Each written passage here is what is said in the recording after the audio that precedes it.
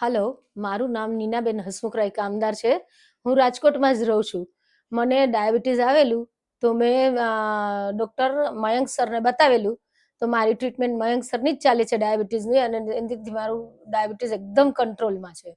અને મને પગમાં સાથળે ગુમડું થયું હતું. તો મેં મયંક સરને બતાવેલું. મયંક સર મને સજેસ્ટ કર્યું કે તમે પ્રતીક સરને બતાવો.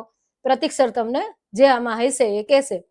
પ્રતીક સરને બતાવવા ગઈ. પ્રતીક સરે કીધું કે બેન, તમારું આ ગુમડું છે એને જરાક ચેકો મારવો પડશે.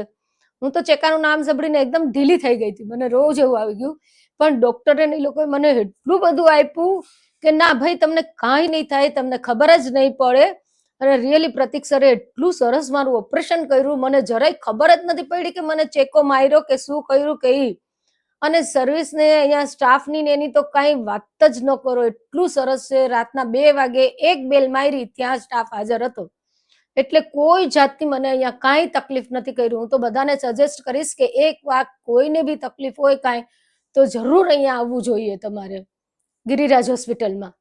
એટલી સરસ સર્વિસ છે, નર્સ એકદમ ઘર જેવું વાતાવરણ છે, તમને કાંઈ તકલીફ નથી. અને ફૂડ બી એટલું સરસ હતું ને, જેવી રીતે ડોક્ટર સાહેબે કીધું હતું એ જ પ્રમાણે મને બધું આપતા હતા. અને મને સવારે ડાયાબિટીસના હિસાબે મને એક વખત એને ફૂડ આપ્યું તો મને પાછી ભૂખ લાગી. મેં કીધું તરત જ પાછું મને ચા ને ખાખરા ને બધું મોકલ્યું. એટલે ફૂડ બી બહુ જ સરસ છે. એટલે મને કોઈ જાતની તકલીફ નથી પડી અહીંયા હું આવી તો.